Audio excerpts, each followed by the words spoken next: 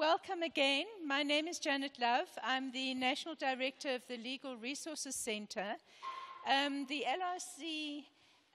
is jointly organizing this meeting together with our partners in INCLO, which is the International Network for Civil Liberties Organizations.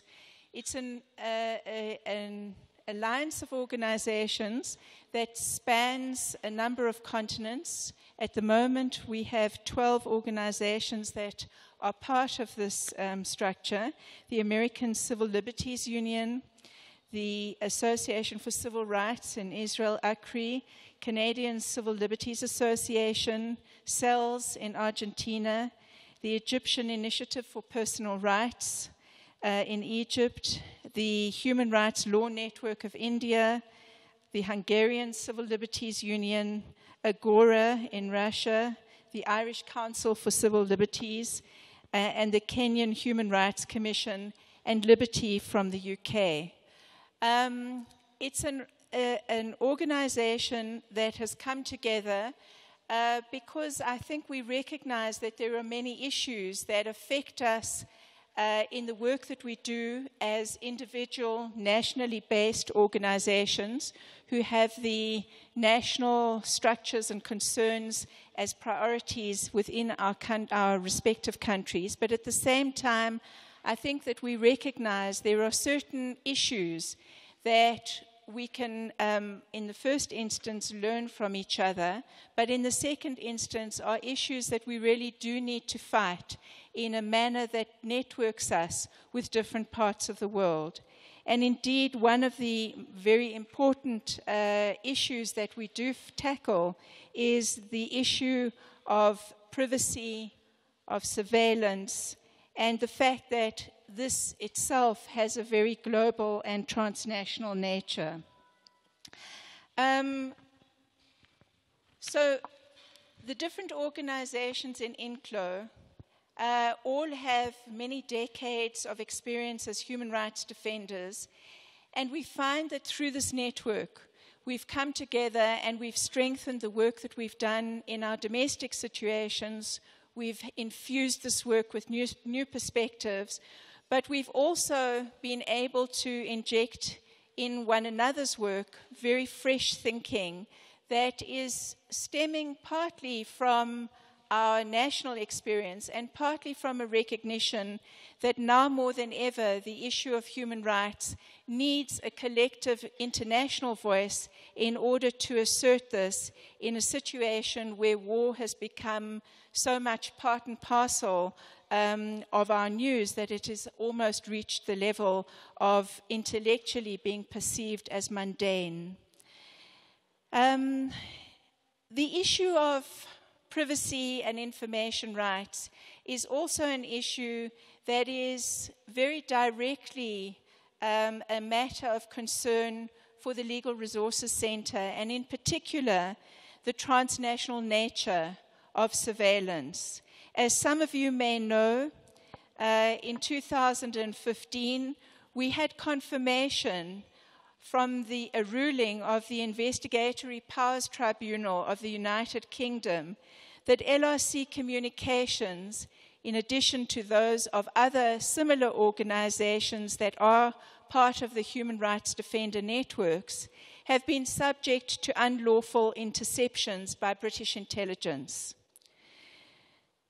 Together with some of our INCLO partners and other organizations, and also represented by Liberty, we have now got a case pending before the European Court of Human Rights in an effort to learn more,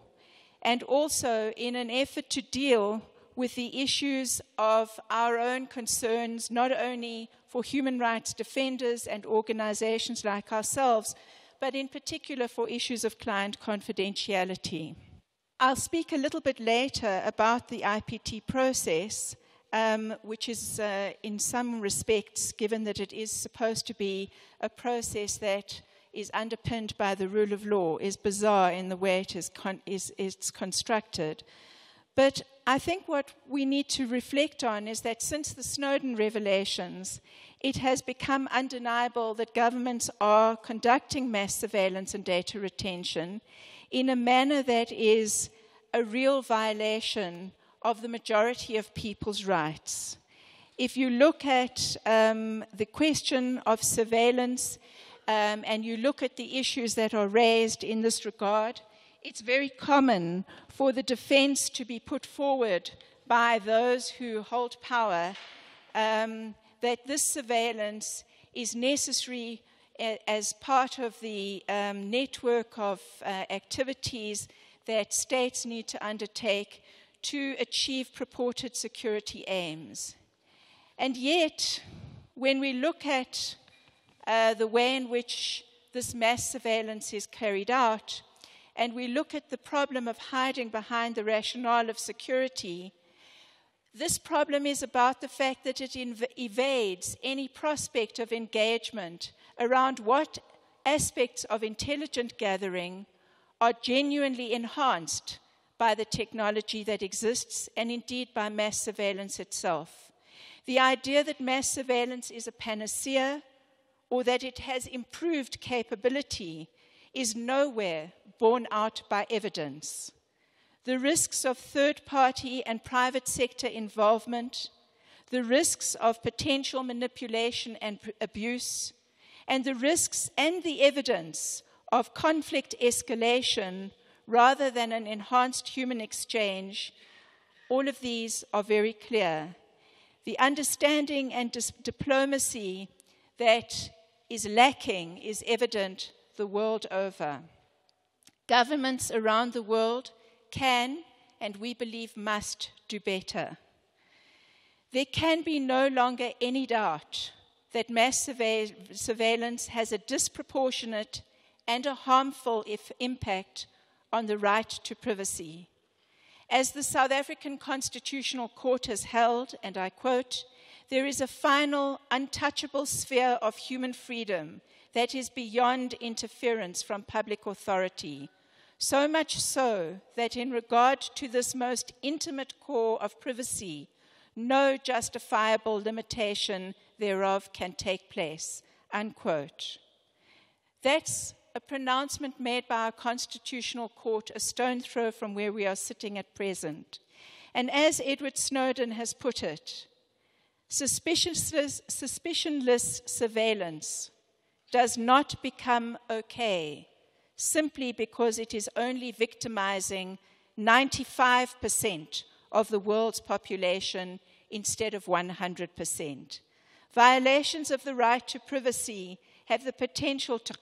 to harm other fundamental rights, such as the right to dignity, to freedom of expression, and to the freedom to assemble and associate. Today we will hear from leading lawyers, activists, and academics in the field. We will launch our INCLO report on surveillance and democracy, and there are chilling tales in this report, which will be available if it hasn't already been distributed to all of you at this meeting. And a highlight of our convening is that not only will we be able to launch this report, but I believe we will be able to share the experiences of Edward Snowden and Kumi Naidoo, Kumi's experience of physical surveillance during the thuggish apartheid period, and Edward's experiences of being a whistleblower, a person whose courage, I think, probably knows very few with whom we can even hold any comparison. First of all, I just want to give you, before handing over to Karabo to lead our next panel, I wanted to conclude by ensuring that all of you are aware that public perception is very important to us all. And so we really do urge you to ensure that you use the hashtag which we are using for this convening, which is hashtag Privacy Dialogue, in order to ensure that a wider audience can understand what we're talking about. The lady who's walking around with the camera and in the black dress over there, Claire, will be able to give you any information you need in terms of Wi-Fi connectivity, and we really hope that you will join us in making this a much more public event.